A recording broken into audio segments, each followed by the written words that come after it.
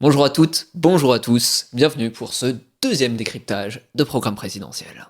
Le programme de Jean-Luc Mélenchon. Enfin, d'un point de vue écologique.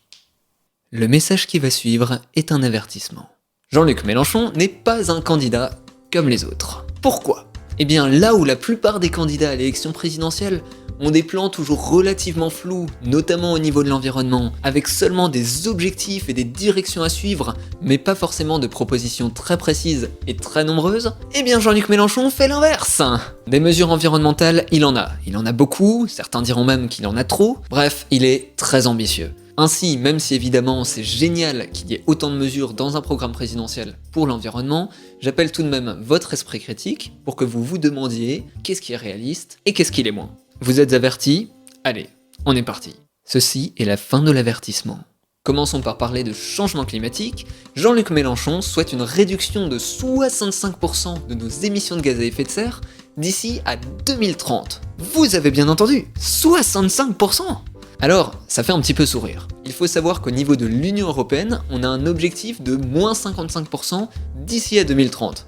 Quand on y regarde de plus près, on voit que pour la plupart des candidats, les propositions viennent à manquer quant à comment est-ce qu'on atteint ces 55%. Eh bien Jean-Luc Mélenchon, lui, il met le capot dessus, direction 65%. Mais bon, vu qu'il ne veut pas faire les choses à moitié, il propose un plan de 200 milliards d'euros pour des investissements dits écologiquement et socialement utiles. En gros, c'est censé aider à la transition écologique dans le domaine des transports, de l'énergie, de la réindustrialisation du pays, etc. etc. Ah, on me dit dans l'oreillette que j'ai employé un mauvais terme. Alors, très bien, mise au point, on ne dit plus transition écologique, mais on dit planification écologique. Grosso modo, c'est la version Made in Mélenchon. Et pour réaliser cette planification écologique, Jean-Luc Mélenchon souhaite donner plus de possibilités d'action aux plus petits échelons de pouvoir, c'est-à-dire aux communes et aux départements notamment. Allez, sans plus tarder, je vous propose de plonger dans toutes les mesures concrètes et applicables de Jean-Luc Mélenchon pour... Attendez, on me recontacte dans l'oreillette. Pardon, j'ai oublié de parler de la loi verte. Eh bien, qu'est-ce que la loi verte ? Tout simplement, c'est une loi qui consisterait à dire que l'on n'a plus le droit de prendre plus à la nature que ce qu'elle est capable de régénérer. Vous connaissez peut-être le concept de jour de dépassement, qui est le jour chaque année à partir duquel nous vivons à crédit. C'est-à-dire que nous avons consommé trop de ressources naturelles par rapport à ce que la planète est capable de régénérer en un an. Donc Jean-Luc Mélenchon souhaite que l'on n'atteigne plus jamais ce fameux jour de dépassement. Par contre, il faut reconnaître qu'une telle loi est très abstraite, qu'elle manque de possibilité d'être calculée dans les détails, ce qui fait qu'on dirait plutôt un objectif vers lequel on veut tendre qu'une loi en elle-même qui facilement pourrait nous attaquer en justice. Allez, ceci étant dit, je vous propose de plonger dans les 10 domaines très concrets dans lesquels il y a des mesures écologiques fortes. C'est parti. Numéro 10, les pollutions. Jean-Luc Mélenchon souhaite des plans de dépollution très précis, par exemple dans certains territoires, tels que la Martinique et la Guadeloupe, qui ont été victimes pendant trop longtemps de pollution au chlordécone, un insecticide très toxique. Mais il souhaite également dépolluer les espaces maritimes, notamment la mer Méditerranée, mais aussi nos façades maritimes ainsi que les fonds marins. À côté de ça, il souhaite mettre en place un fonds d'aide pour les victimes de ces pollutions ainsi que pour les lanceurs d'alerte qui rendent publiques justement toutes ces pollutions. Et ce fonds-là, ils veulent financer en taxant les plus grands pollueurs. Je viens de me rendre compte que mon autofocus fait n'importe quoi. Donc si jamais la vidéo est floue chez vous, ne vous inquiétez pas. Tout est normal. Mais rien n'est sous contrôle. Et là, Jean-Luc Mélenchon dirait « Voilà ce qui arrive lorsqu'on laisse tout faire par des machines !» Enfin, il souhaite arrêter à tout prix les dérogations au respect de certaines normes environnementales. En effet, durant le quinquennat en cours, de nombreuses fois des dérogations ont été accordées pour des cas très spécifiques en disant « Très bien, vous n'avez pas besoin de respecter les normes environnementales si vous êtes dans cette situation-là ». Jean-Luc Mélenchon, lui, il dit « Stop !» Numéro 9.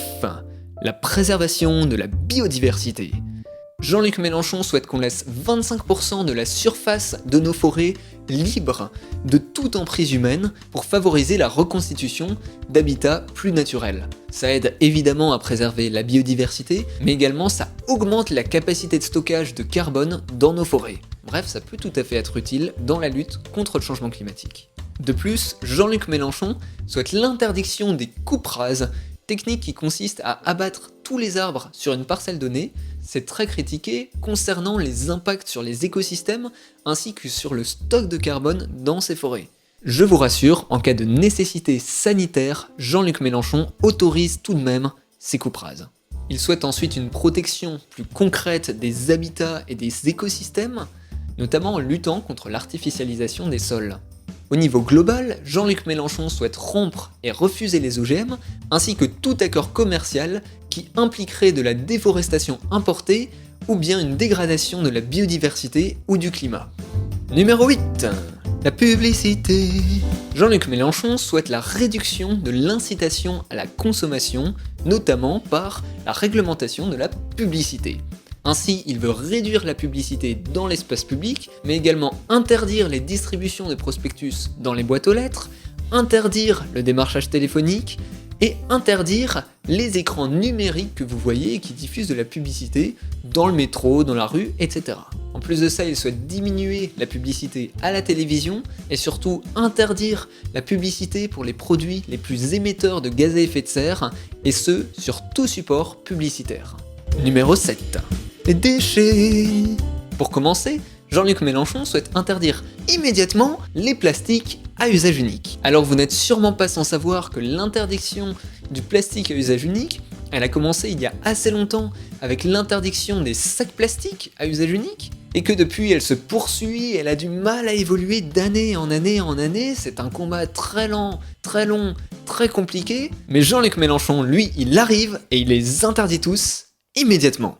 Pour les déchets restants, Jean-Luc Mélenchon souhaite, dans un premier temps, la remise en place de la consigne, c'est-à-dire le lavage des bouteilles en verre pour pouvoir les réutiliser plutôt que d'avoir les recycler, sachant qu'il le propose aussi pour les bocaux en verre. Puis ensuite, pour les déchets pour lesquels la consigne n'est pas possible, il souhaite mettre en place un recyclage obligatoire de tous les déchets, suivi, si ce n'est pas possible, d'un compostage obligatoire du restant des déchets. Et enfin, avec les déchets qui nous restent, là, si on ne sait plus quoi en faire, eh bien, il l'oblige à les incinérer. Autrement dit, il interdit l'entreposage très polluant des déchets dans des décharges.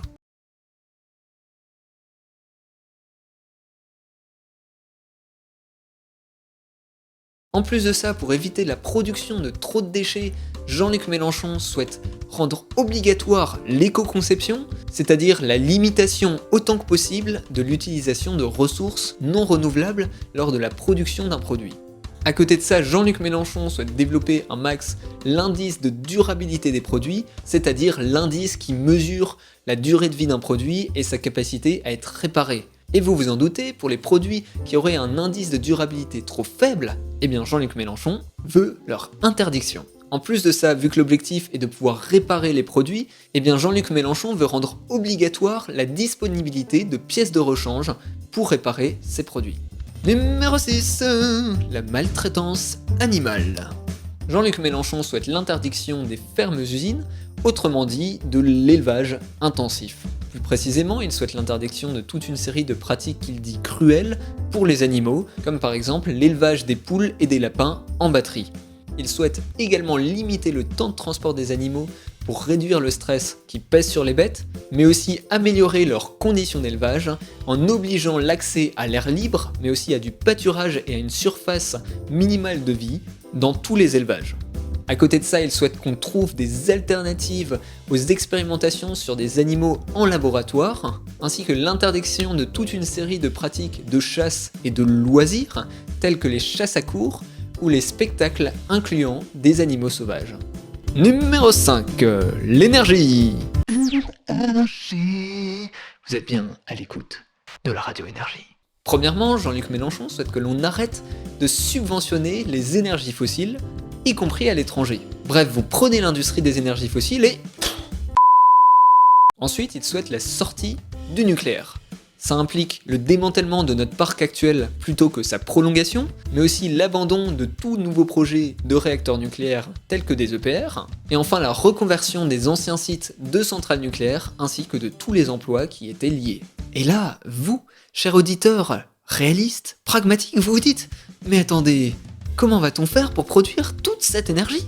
C'est alors que Jean-Luc Mélenchon sort le Joker. Il souhaite qu'on réduise notre consommation d'énergie en investissant dans l'efficacité énergétique dont on reparle tout à l'heure pour la rénovation des logements, et dans la sobriété, c'est-à-dire le fait d'être moins gourmand en énergie. Et une fois que ça s'est fait, Jean-Luc Mélenchon prône le 100% renouvelable. C'est-à-dire que d'ici à 2050, Jean-Luc Mélenchon souhaite que toute notre électricité soit produite par des énergies renouvelables. Et vous inquiétez pas, Jean-Luc Mélenchon, ça lui fait pas peur d'implanter des éoliennes un petit peu partout sur le territoire. Ah, on me dit dans l'oreillette, notamment des éoliennes en mer. Ça, il adore, les éoliennes en mer. Vous noterez également que Jean-Luc Mélenchon souhaite faire des territoires d'outre-mer, des territoires d'expérimentation pour mettre en place le 100% renouvelable là-bas, étant donné qu'ils ont bien plus besoin que nous d'indépendance énergétique. Numéro 4. L'industrie. Jean-Luc Mélenchon souhaite la relocalisation des filières les plus stratégiques, notamment pour notre souveraineté nationale, de l'industrie en France. Dans le cadre de sa planification écologique, il parle notamment de la relocalisation de l'industrie de certains produits stratégiques tels que les semi-conducteurs, les batteries et j'en passe. Ensuite, il souhaite combattre à tout prix la concurrence déloyale des industries à l'étranger avec les industries françaises, en appliquant des droits de douane qui seraient basés autant sur les émissions carbone que sur les pollutions des produits importés, que sur le nombre de kilomètres d'importation de ces produits. Et enfin, il souhaite conditionner les aides de l'État à notre industrie à certains critères sociaux, économiques et fiscaux contraignants. Numéro 3. La rénovation.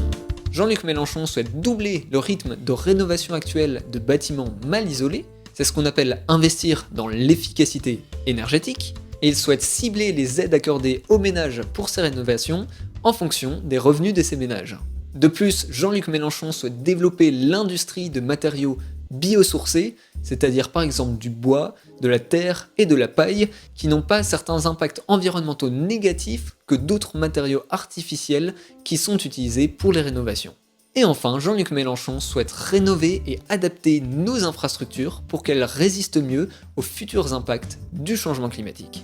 Numéro 2. Les transports. Jean-Luc Mélenchon souhaite la rouverture et l'augmentation du nombre de lignes de train, ainsi que la baisse du tarif des tickets de train pour les rendre plus accessibles. Et enfin, il souhaite autant que possible maintenir les guichets physiques dans les différentes gares. Concernant les zones qui ne seraient pas bien desservies par les transports en commun, il souhaite mettre en place des transports publics à la demande. Et enfin, il rappelle qu'il ne faut pas oublier les outre-mer et développer des réseaux très efficaces qui manquent cruellement sur les îles. Au niveau de l'avion, Jean-Luc Mélenchon souhaite interdire les lignes aériennes lorsqu'il existe une alternative en train qui ferait moins de 4 heures de trajet. Actuellement, la loi impose une telle régulation, mais seulement lorsqu'il existe une alternative à moins de 2h30 en train.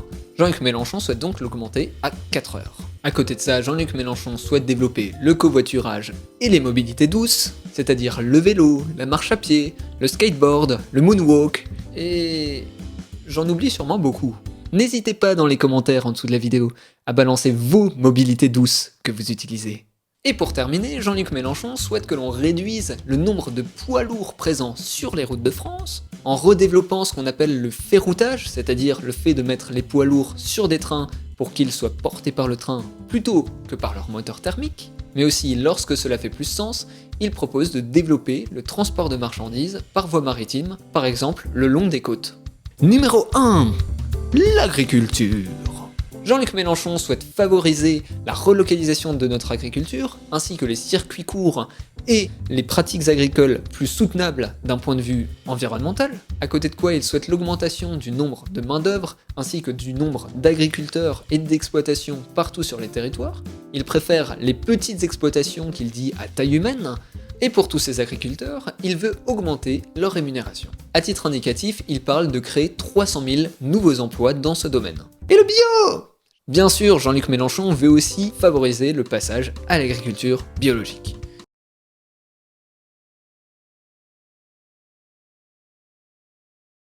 Et même à côté du bio, Jean-Luc Mélenchon souhaite l'interdiction immédiate de certains pesticides tels que le glyphosate et les néonicotinoïdes, qui sont très décriés pour leurs impacts, notamment sanitaires et sur la biodiversité, et pour tous les pesticides et engrais restants, Jean-Luc Mélenchon souhaite une réduction progressive. Ah, on me dit dans l'oreillette qu'il veut tout de même une interdiction plus sévère de l'usage des pesticides et de leur épandage autour des habitations. Alors pour tous ces pesticides, il existe déjà des mesures similaires en place, mais Jean-Luc Mélenchon souhaite vraiment qu'on passe à la vitesse supérieure.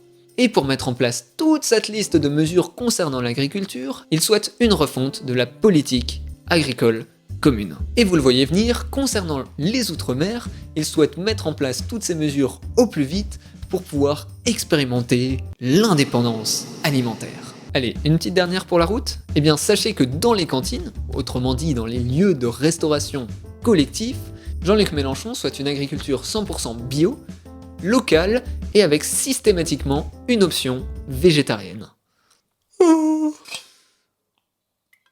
Allez, c'est l'heure de la conclusion. Bon, ça vous aura pas échappé, Jean-Luc Mélenchon, des idées, il en a plein. Peut-être même qu'il en a trop.